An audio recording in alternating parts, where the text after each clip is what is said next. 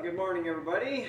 So, I just figured it was about time I did a walk around the shop, and the reason is two things. First off, if you've watched any of the videos lately, you've probably noticed the increasing disaster zone mess that's going on in here. It's really bad. Like, I'm surprised you guys haven't been pointing, laughing, making jokes in the comments, because it's awful. And the reason for that is a combination of trying to get quite a few jobs shoved out and trying to get the Wander Lodge done. So what was going on is the Wander Lodge was parked right outside, and as I was working on stuff in there, it's kind of a strange situation where it's a lot like working on a house with furniture in it, right? And so you got all this stuff on the road, what you're trying to do. So at one point, I had half the interior of that bus stuffed in here. I mean, like cushions and cabinet components, just all kinds of stuff. And then, even as I got it done, I ended up with more and more, tools and supplies and things that I was using as I was working on it that I couldn't leave in it because they were on the road. So that stuff ended up piled up in here. And then when we finally got it done, it was like down to the 11th hour kind of deal, getting the thing ready to go camping. I just threw everything into the shop and left. And in the midst of all that, I was trying to get some jobs done in here. And so then those, once again, I'd get done with the job, just drop what I was doing because I was trying to get back on the bus. So anyway, I have spent 2 days in here. It's embarrassing to say that, but 2 days just cleaning and organizing. And you'll see, give you a walk around. Hopefully you'll be able to tell the difference. It still is not done. It's pretty bad yet. But anyways, the big thing that's happening today now is, I don't even know, several months ago, I think I told you guys, I had decided that the CNC mill in the back is just not something I was going to mess with. I got it kind of on a whim. One of my customers was going to get rid of it. Anyways, I found somebody that'll take it, deciding, no, it doesn't fit me, needs to get out of here. So anyways, that thing is going to leave today, and so what I got to do is completely shuffle this place around now. I'm really glad I'd started the cleanup operation. It would have been a hellish nightmare, but anyways, I'm going to move stuff aside and get that out to the door, and then I think something else we're going to do while we're at it is the Kearney and Trecker 3CH horizontal mill. I have been just torn on what I'm doing with that thing. When I first got in here, I was very enthusiastic about getting it going, and I still really want one of those going in here, but that one, I finally, took the time several months back to really check it out and discovered that it's just straight up really worn out. A little bummed with that. I mean, coming out of a school environment, that's kind of unusual, actually. Normally, stuff that comes out of, educational environments doesn't see a lot of use. So, I mean, obviously, somewhere on it, I found a asset tag, and I don't remember. They got it from some kind of factory environment. Now, they had it for such a long time that I would have thought that it would have still been in pretty good shape, but they had originally 3 of those, and I don't know what order they got rid of them in. Somebody, when they were getting rid of some, got their pick of the batch, and this is the last one that was left, or what the deal is. But at any rate, very worn out. I would have gone ahead, I figured that out and was still going to get it set up, and then that's when I went to start to switch it over, because it's 480 volts, and I needed to swap it to 240. And I started rewiring motors, and then I got down to, I think I rewired the main motor, and then I was working on rewiring the motor for the power feed maybe or something, and then that's when I discovered, excuse me, that the electrical wiring, I didn't run into this on the main motor, but most of the rest, the control and power supply wiring, it's just crusty. The insulation is falling off. Like, I'm trying to take the wire nuts off to rewire that motor, and the insulation's just crumbling. So the conclusion was that to be able to even run that thing, I need to do some major rewiring on it. And I mean, they're a pain in the butt. Kearney and Trecker hid all the wiring, ran conduits through the inside of the machine, so it's literally re-pull wires through. And so I stopped and have spent a while thinking about it, and that's when I finally just realized, you know what? For the amount of work it's going to take to get it going, it's just not worth it. If it was a nice tight machine, it'd be like, yep, no brainer, get that stuff going. But the combination of do all the work to rewire it, and then have it still be a pretty loose machine. I just can't bring myself to do it. So here's what I've decided. I really like the old Kearney Trekkers. I really like that one because it's the universal one with a swiveling table. I mean, I was very excited about all of that. But what I've come to realize is it's just not worth it on that one. So what I'm going to plan on doing, we're keeping all the tooling in here. I'm pulling the vertical head off, keeping it inside. And then I'm going to take the main iron of the machine, I'm going to put it out on my slab, hose it down with LPS3, and tarp it heavily. And what my intentions are is to try to find another one. They are out there. And I believe, if I understand Kearney & Trekker's model numbers correctly, that a 3C and a 2K, I believe, are the same machine or the same iron. I'm a little hazy on that, but it looks like the K series, I don't even know how to explain this, that any given number in a C series is the same rough size as the next number down in a K series. So what I think I'm looking for is another 3H or 2K series.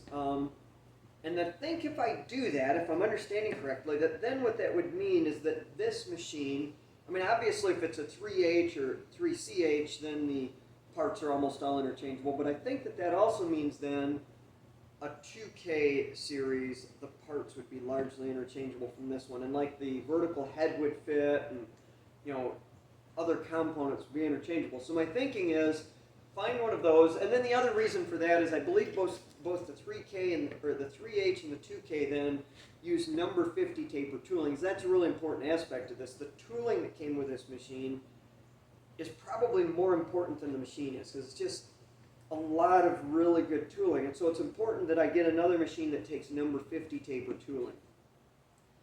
And then my thinking is if I can get one that's close enough related to this, then I can use it for parts. So anyway, that's the plan. So today, what we're up to is the Kearney & Trekker is blocking in that CNC mill in the back corner. I need to get the Kearney & Trekker at least moved enough to get that one out. But I think what's going to make the most sense is just move stuff aside and try to get the Kearney & Trekker out of the building today. So it's going to be a busy day. We're going to be hustling and bustling. But anyway, I'm going to give you guys a walk around, just show you where we're at right now. And then I'll probably show you a few clips through the day as this place is just swirling around. I wish I had a good vantage point and enough data storage on the phone to just set the camera up somewhere and show a time lapse of this, because I'm sure it would look hilarious to watch, but I don't think I got a good way to do that, but maybe we'll try it. So anyways, I'm going to give you a walk around. All right, we're going to start right at the front door. Office is still a disaster zone, but believe it or not, a lot better than it was. I had bought a whole bunch of tooling off from an estate, and I had it spread out across the floor in here because it was the only place without traffic flow. And I've slowly been sorting through it, and this little dribble here is the last of what's left. A friend of mine just brought me some books, so that's pretty cool. Lots of stuff on physics and chemistry, mechanics. I've got very diversified interests. So anyway, so yes, disaster zone. This cluster here needs to get dug through and dealt with. But anyway, so when I started, like, this path was plugged right up. There was junk all over through here. You couldn't walk through there. This, believe it or not, this pile came out to like the edge of the trail. Just stuff gets thrown on it and you walk past it and kind of learn to ignore it. Bad situation. This was just totally clustered up. And then I've actually rearranged the welding corner a little bit now. So I originally had my welding tanks all stuffed up in here, and I decided that that space was better used if I could put the Miller-Matic 250 in there. And then one of the things I did is finally picked up all of the spare Wander Lodge parts and put them up there in the loft space. So that helped a lot. There was piles of stuff down here. And I've still got some decisions to make. For instance, this is the Yoast vise that is out of my service truck when I sold it. And I've already got two vices on this bench. The Wilton that a friend of mine gave me, really nice little vise. And then this Colombian, And I can't decide. You don't really ever need 3 vices on one bench. Like, that's kind of ridiculous. And my shop isn't big enough that I feel the need to have like a vise on each end of the shop. I understand why people do that with a bigger shop, but mine, it's not that big a deal to walk over here. So here's the challenge. I really like the Yoast, and then I've got these bizarre sentimental attachments to the Columbian. This, I bought at an auction when I was like 17 or 18 years old for $10, and then had it on my first service truck. Back when I was diesel and heavy equipment repair and had a service truck, that was mounted on the back corner of the bumper. And like I say, there's just, it's a little ridiculous, but a lot of memories driving around repairing. Like, that was one of my main tools. You do that kind of work, use a lot. So I'm tempted, as ridiculous as this might sound, to take that Yoast, stick it on here, because it is undoubtedly I don't know if I'd say a better vise than the Columbian. It's just handier because it's got the deep jaws and the pipe jaws in there. Is put it on the corner of this bench and take the Columbian and stick it back underneath the bench somewhere. But anyways, so I've done all kinds of cleaning and clearing all over through here. Got this rearranged extensively. But what we're after today is that machine in the back corner and getting that Kearney and Trekker out of there. So what I think I'm going to do here is basically intentionally plug everything up in one direction. I'm going to take everything that's on this side, shove it over as hard into that corner as I can. And then we're going to try sneaking up in here and getting on this. I think the first thing I'm going to do is come in here with forklift, and we're going to try lifting this off. I say try, we know we can do it. We're going to lift that off from there, just in the interest of lightening this as much as possible. I believe this thing weighed 8,400 pounds was what we came up with. But at any rate, try and get that off. And the reason I'm wanting to lighten it is I'm hoping that my 5,000 pound capacity forklift, while I know it won't lift it, we'll be able to get under it and kind of skid it along and transport it out of here. But we'll see. That may be wishful thinking. If that doesn't work, then my backup plan, which isn't a lot better, is to attempt to put it on a big cart that I built for a job a couple years ago that is also going to be overloaded, but hopefully we'll tolerate it. But anyway, we'll let you guys watch the mayhem as it ensues. Thought I'd just show you guys once what it was I was encountering on this. So, I don't know how well it's showing up, but like here's one of the wires that's coming in from the power supply, and you can see like just there, that's the insulation just crumbling and falling off.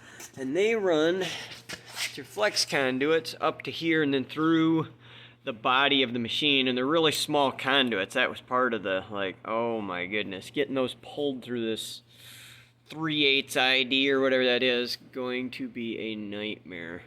And then realizing that the vast majority of the wires on this machine are in that kind of shape. But the real cincher is that if you run the table back and forth, it's crazy loose in the middle and so tight by the time you get out to about here that you can hardly make it move. Just enormous amounts of wear in the table. Like, I could even almost live with some wear somewhere else, but that is, you know, the x-axis is your primary axis of function, and when it's just shot, it takes fun right out of it. So anyways, we are going to get this machine,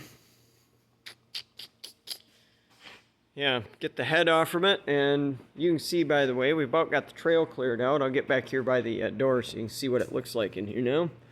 So yeah, we've, I say we, I'm here by myself. It's not, no mouse in my pocket. Shoved everything off to that side, and I believe I could get in here with a forklift now, lift the head off. I think I'm going to pull at least this crank handle, because that kind of stuff is really easy to break when you're moving things. So I'm really not wanting to beat this up, and I'm not saying that in the future I might not go ahead and pull it back in here. That's why I'm going to go out of my way to make sure that I've got this thing really heavily rust prevented, heavily tarped, because I'm not saying I'm done with it. I get the right job or something that it does it, I might go ahead and pull it back in here. But for now, I've realized it's sitting here doing nothing, occupying space, and I don't currently have any intentions of attempting to get it operating. So I think we're going to just get her set outdoors and then start hunting for another one, honestly. If any of you know where I really would like to find a 3CH model because it's got the high-speed spindle. That's what hurts me so bad. This has everything I want in one. It's got the universal table function, and it's the CH high-speed model. But I've come to realize that the having romantic ideas about it doesn't change the fact that she's hurting. So anyways, we'll get to rolling here with the moving program. All right. Well, I've decided that we're going to bust out my one and only can of Bow Shield T9. I have never used this stuff before because it's so stinking expensive that I've had a hard time convincing myself it's worth it. So this can has been sitting in my storage room for something better than a year because a friend of mine I did some work for, and he wanted to thank me, gave me that, some other odds, and he's like, you got to have some of this stuff. And I'm such a Dutchy tightwad that I haven't used it on anything. So I'm like, no, we got to save that for something that really needs it. So I was going to put LPS3 on here, which I have great respect for. But then I thought, you know what? This is supposed to be the king of rust preventers. We're going to hose this thing down with the Bow Shield T9 and hopefully discover that it's the most amazing rust preventer ever created. So I guess we'll find out, but it's going to get the best I've got and then go outdoors.